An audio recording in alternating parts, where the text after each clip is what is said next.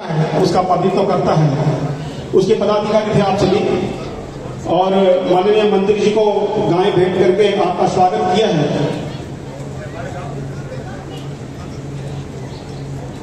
मैं आप सबके संदर्भ में दो बातें रखना चाहूंगा। मैं पहली बार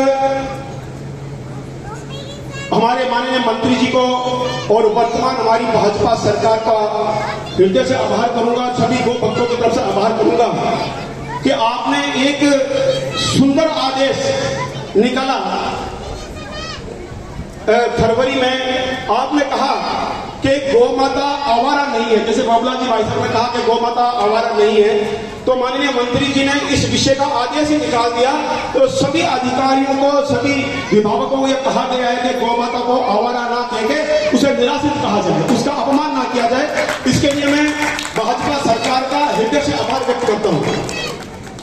हमारी इस वर्तमान सरकार ने जो सुंदर सुंदर योजनाएं तैयार की है, मैं उसके विषय में भी आपसे निवेदन करना चाहूंगा।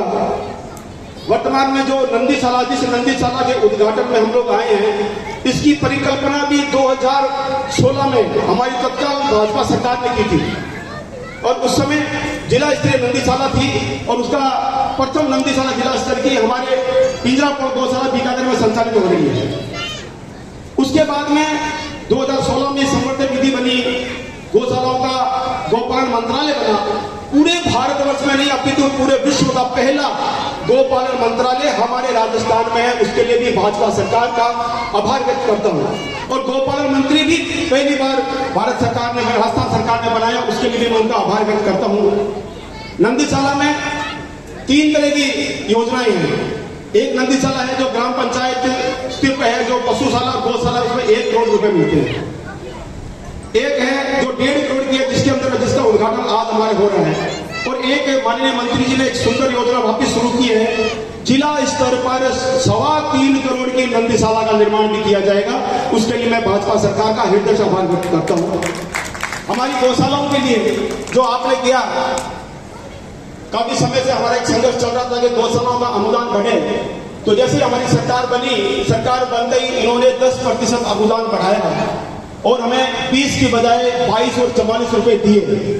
उसके बाद में फिर हमारी अपील आपके पास में गई, तो आप लोगों ने अब जो गौशालाओं को अनुदान मिलेगा वो 25 और 50 से मिलेगा। इसके लिए भी मैं राजस्थान सरकार का हृदय से आभार व्यक्त करता हूँ। राजस्थान सरकार ने गायों के लिए अच्छी अच्छी योजनाएं चलाई है।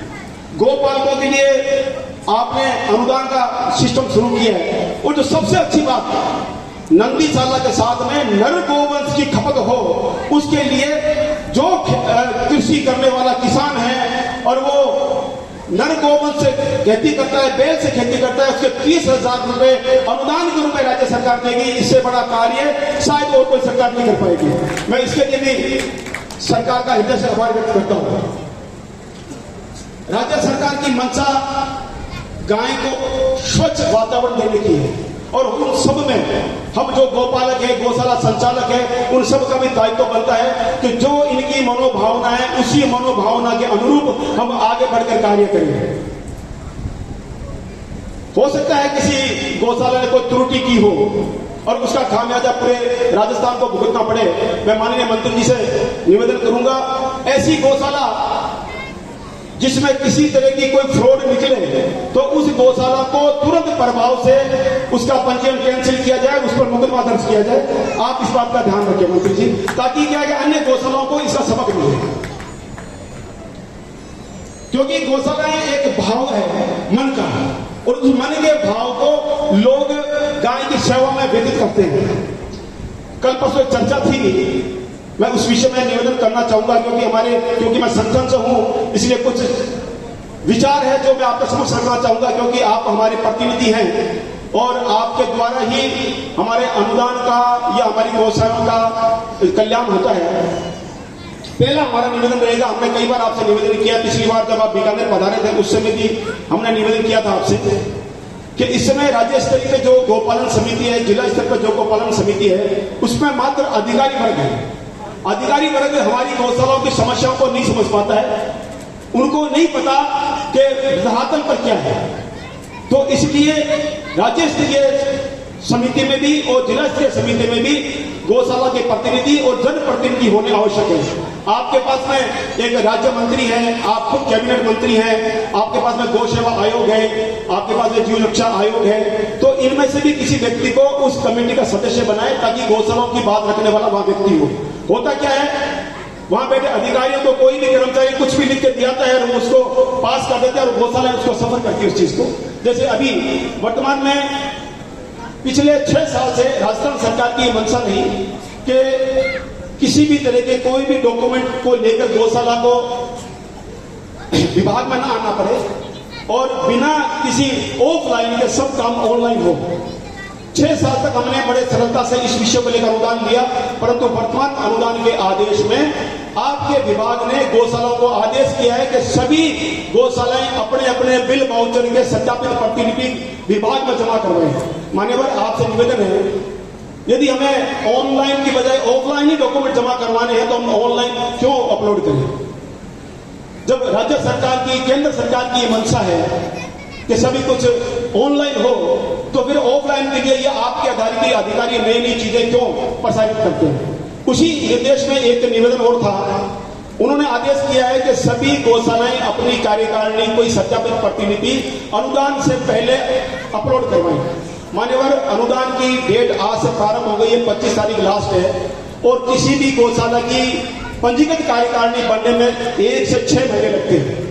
सहकारी समिति में लगभग 1.5 महीना चाहिए और देवस्थान में 3 महीने चाहिए, ट्रस्ट डीड के अंदर भी हमें 1.5 से 2 महीने चाहिए, तो हम उपलब्ध नहीं करवा पाएंगे। इसलिए इस बार भी हमें राहत दी जाए और 6 महीने के बाद में समय देते हमें, 6 महीने में हम लोग अपनी कार्यकारिणी का गठन करके दे देंगे।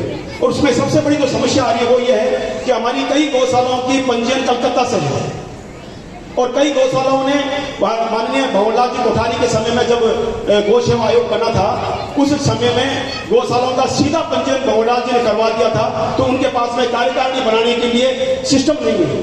1960 में सीधा पंजीयन उनका, तो उस विषय के लिए मेरा निवेदन रहेगा कि आप संज्ञान लें, या तो 1960 के अंदर जो पंजीयन होता है उसमें कार्यकारिणी को रखा जाए, अथवा जो जिनकी सिर्फ 1960 का पंजीयन है उन्हें नई कार्यकारिणी बनाने के लिए आदेश पारित किया जाए। मेरा आपसे निवेदन रहेगा। ऐसी बहुत सी चर्चाएं हैं। मैं आपकी सेवा में कल 11 बजे सेक्रेटरीट जयपुर प्रस्तुत होऊंगा और जो अन्य बिंदु हैं उस पर मैं आपसे चाहूंगा कि आप हमें समय देवें, वहां पर हम चर्चा करेंगे। गौशालाओं की बहुत सी समस्याएं रहती है, उसका समाधान भी आप तुरंत करते हैं, ये मैंने देखा है। और अभी वर्तमान में हमारे 6-7 जिले ऐसे हैं जिनका अनुदान भी अभी तक नहीं आया, तो मैं चाहूंगा मान्यवर से कि उसका भी संज्ञान लेकर उनका अनुदान भी पास करवाया जाए।